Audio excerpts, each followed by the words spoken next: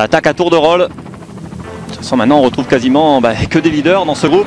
La flamme rouge pour Dani Navarro et pour Luis León Sanchez. Est-ce que ça va le faire pour ces deux hommes? Vont-ils aller au bout? Alors, s'ils ne se regardent pas, normalement, ils devraient se disputer la victoire d'étape. Il ne faut pas qu'ils se regardent. Et c'est des coureurs qui ont de l'expérience, comme Luis León Sanchez, qui a déjà gagné de nombreuses étapes, sur le Tour de France notamment. Il en a gagné 4, Luis León Sanchez, 4 étapes sur le Tour de France. Il avait gagné également le classement général de Paris. C'est pas loin derrière, c'est vraiment pas loin. Ça va être compliqué, ça va être très difficile pour eux d'aller au bout.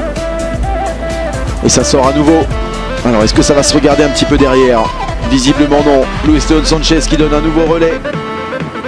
Quadruple vainqueur d'étape, on le disait, sur le Tour de France, mais aussi sur Paris-Nice. Vainqueur du classement général sur le Tour Down Under, ça ne suffira pas a priori. Ça revient vite, on va être dans les 500 derniers mètres. C'est jouable quand même pour les deux hommes de tête. Allez, il ne faut pas se poser de questions. Dani Navarro et Luis León Sanchez qui se regardent et qui regardent derrière, c'est en train de rentrer. Ça ne suffira pas. Il est obligé de lancer le sprint de loin. 125 mètres de la ligne, Luis León Sanchez qui lance son sprint. Et ça revient. Dani Navarro, Luis León Sanchez, il va tenir Luis León Sanchez et s'imposer. La victoire pour Luis León Sanchez. Ça ne s'est pas joué à grand chose, mais il a résisté. Le coureur de la formation Astana qui s'impose devant Dani Navarro dans cette première étape. On s'est beaucoup retourné dans ce final, David. Mais ça passe pour Luis León Sanchez. Victoire pour le coureur espagnol dans cette première étape.